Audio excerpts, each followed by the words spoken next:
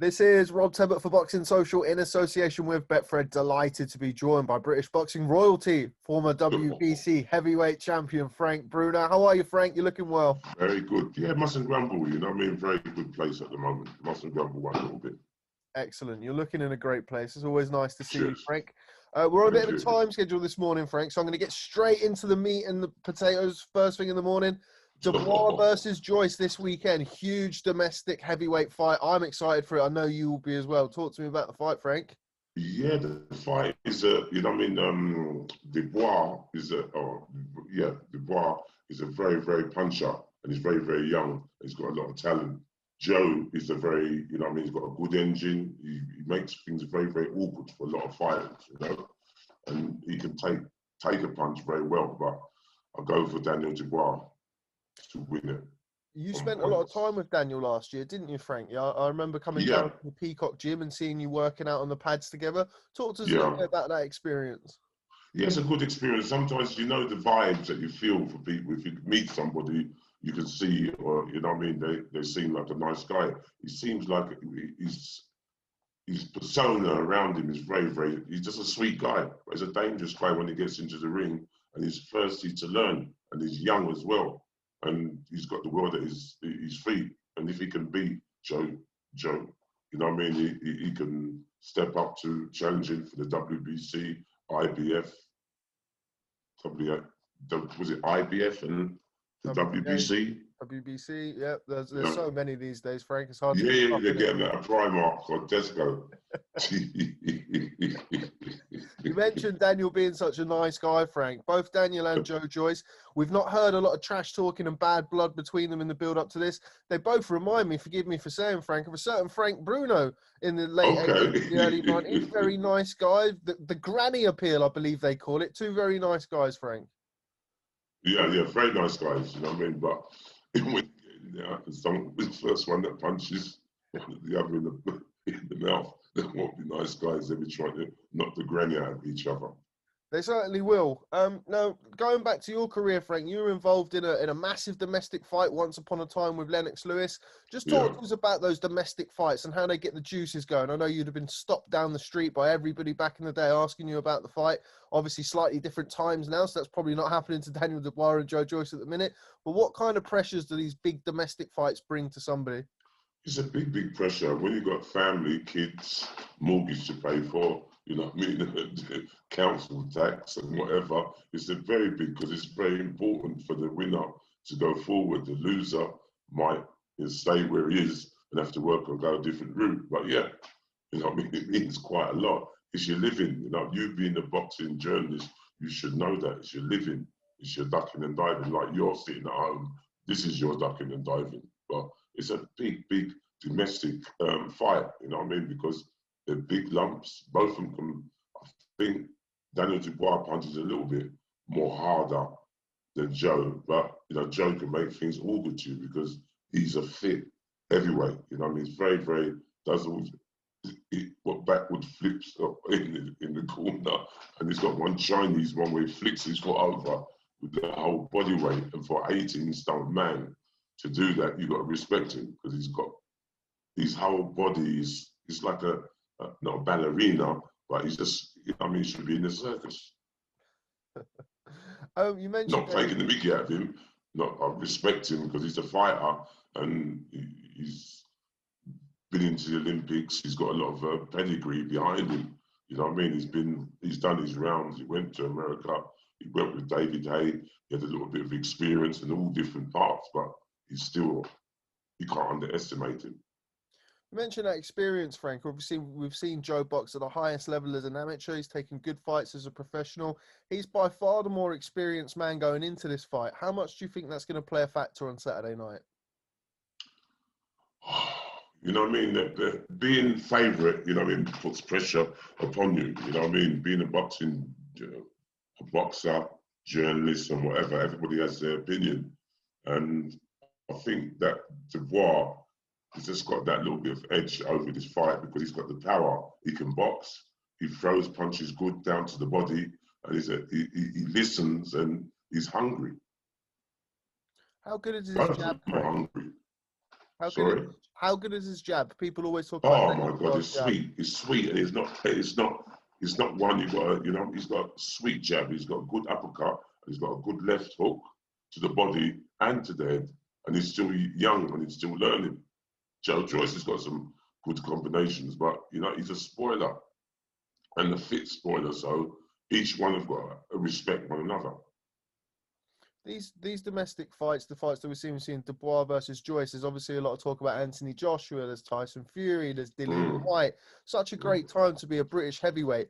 We bring back fond memories of those years that you competed with Lennox, etc. in the early 90s. Yeah, it does. You know what I mean? It's good and healthy when there's competition, and I think the ITV, Box Nation, and Sky need to give a little bit to the up and coming boxers. You know what I mean? And make them be seen. And you was in the papers, every paper, the Sun, the Mirror, the Times. You know what I mean?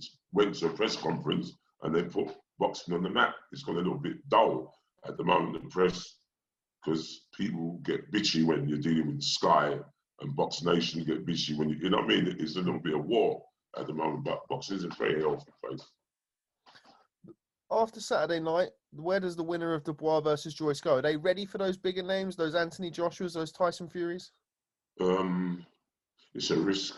It's a risk at the moment because Tyson Fury, I always say, and I've always said that he's the most underestimated boxer out there. He can get out of bed from going to the pub and go to bed and get up that next morning and go and fight.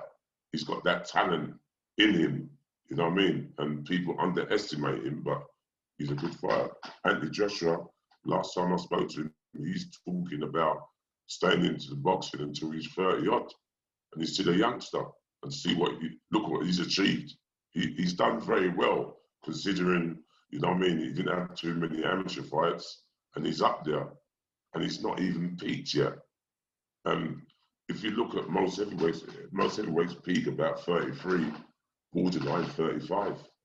But some of them are getting 50 and borderline 60, wanting to come back, Holyfield, etc., etc. It may look like a trend, but watch this space. You mentioned Holyfield there. We're going to move on now and talk about the other fight on Saturday night very quickly before we let you go. Mike Tyson versus Roy Jones Jr. What do you make of that fight? Obviously, a lot of hype and a lot of intrigue around it. Yeah, that's what I said to you before. You know, I mean, they're in their 40s or 50s, nearly 60. You know what I mean? And it's making a lot of noise.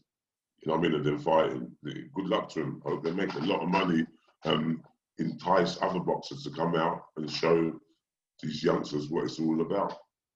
Now, one of the things that Mike has said, he's been very, very vocal about it in the build-up, is the fact that this isn't just about money. This is a fact that training, that getting back in the ring ignites something in him and makes him, you know, we've seen Mike's had his well-documented issues in the past.